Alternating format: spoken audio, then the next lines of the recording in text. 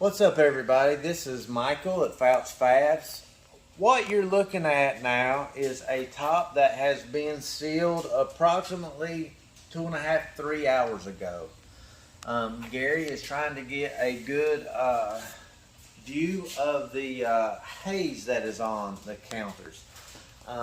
Normally I like to let it set, 12 hours or so, but I didn't have time for that today. What I'm going to do is, this is the aftercare sheet we give our customers, okay? And I'm going to explain to you the why and all that. So, I'm just going to start by reading this to you. This is the first section of our aftercare sheet. After the completion of your countertop installation, the granite quartz or marble stone gets a layer of sealer rubbed in.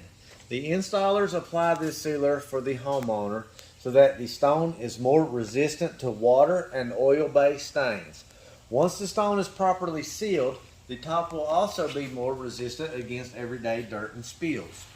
The sealer takes a minimum of 6 to 8 hours to fully absorb into the stone fissures of the stone. After the required time has passed, there will be a haze over the stone that can be buffed off with a dry rag or paper towel. The sealer must be buffed off within the 24-hour period or a crust buildup will occur.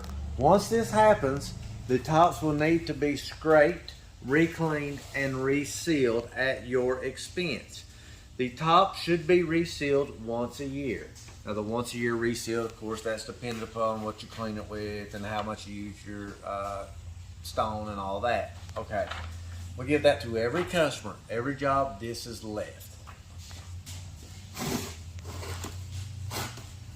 One of the most frustrating things, and trust me, owning a granite shop, there is a lot of frustrating things. One of the most frustrating things we have pertaining to customers and installs is the sealer. Not only do we leave this at every install, if the customer is present at the install, we physically hand this paper to them and we go through every aspect of it. I do this spiel regularly. I'm doing anywhere from 6 to 10 installs a week.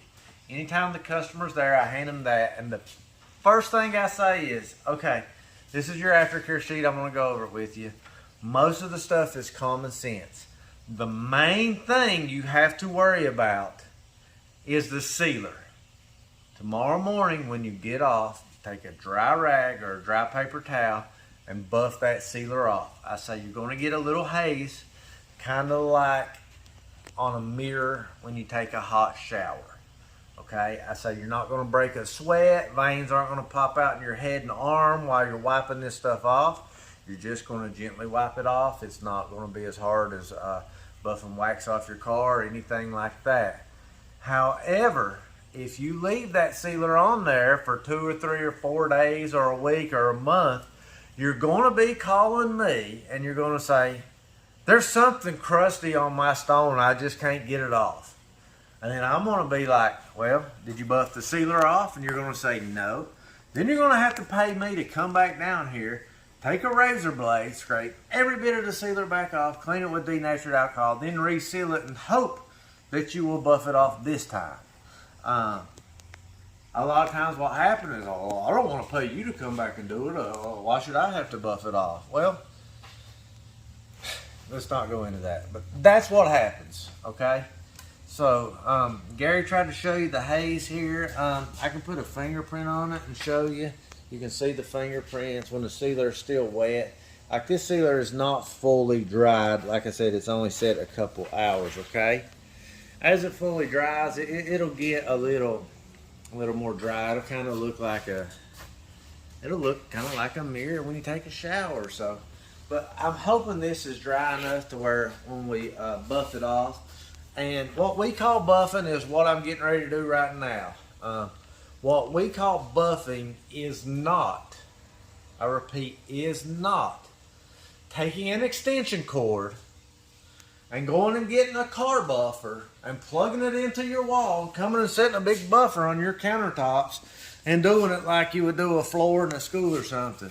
What we consider buffing is taking some rags like this, or paper towels, or microfiber cloth, any dry apparatus like this will work, okay? So all you're gonna do, put this on here, and you're gonna buff it off, okay? Just gonna buff it off.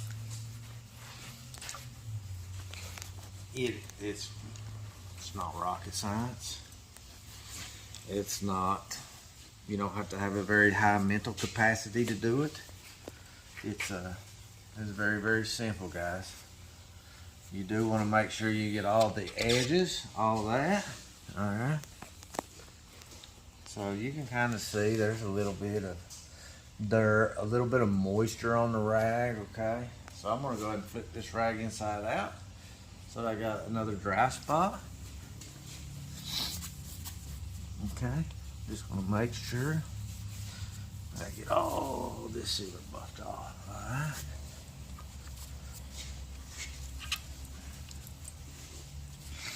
Now we have a nice, shiny, protected countertop.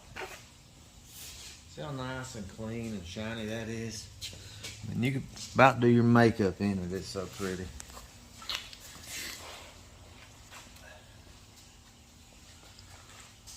Guys, that's it. That's how you buff off the sealer. It's not hard. You know, this is a small piece. This ain't a kitchen right here, but you know, maybe it took me a minute. When you wake up in the morning and it's time to buff off your sealer, or if you're not living in the home and you drive over to that home the next morning to buff off your sealer, you can do it before work in the morning. I mean, literally. If you have, your average kitchen's 45, 50 square foot. You know, we do have bigger kitchens, 100 square foot.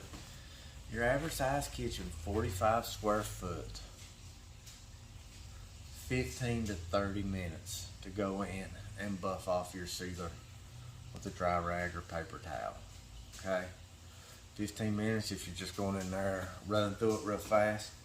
30 minutes if you go in there and you take your time, you're getting all the edges and looking in the light and making sure you got it. Now if you go in there and you buff it off, do the quick 15 minutes, and maybe you have just a little bitty spot that you miss. Man, that's not the end of the world. You're not gonna have, it's not gonna be a catastrophe. As long as you go in there and you give it an effort and you miss some spots, when you go back, you know, when you're rubbing it, you might feel that little spot on there. No big deal. Just take your razor blade and scrape it off and just, you know, buff it out. Not the end of the world. But if you just blow it off, say you're having your home built, and you just blow off, buffing that sealer off, you figure, hell, when I get my house built, I'll do it then. Well, everything that they're working on in that home that makes dust, that's all going to fall down and settle on your countertops. That sealer is going to, that little haze, that haze is going to crust up, and it's going to become like a secondary skin on these counters. And when you finally get there and you get that dry rag and you go to buff it, you're going to wipe and that rag's going to stop. And it's not going to move any further, and you're going to push, and you're going to push, and you're going to push. And you're going to work on an area about this big right here for about 30 minutes, and veins are going to be pop out, and sweat's going to be dripping on top of the countertop. And you're going to be like, oh my gosh, what, something's wrong. And you're going to be looking for the number to the person who installed your countertop. And then you're going to have that conversation. Did you buff off the sealer the next day? Most people are like, no, I didn't know I was supposed to. And then somebody's going to have to come back down, scrape every bit of it off, and redo it. So it's a real simple thing if you follow a procedure and do what you're supposed to do. It's a real hard thing if you don't. Guys, thanks for watching. I appreciate it. If you have any questions or comments, feel free to leave them down below. I'll be glad to answer them. If you're not subscribed, please subscribe. We're trying to get to 1,000 people. We're close right now. Thanks a lot, guys. I'll see you on the next one.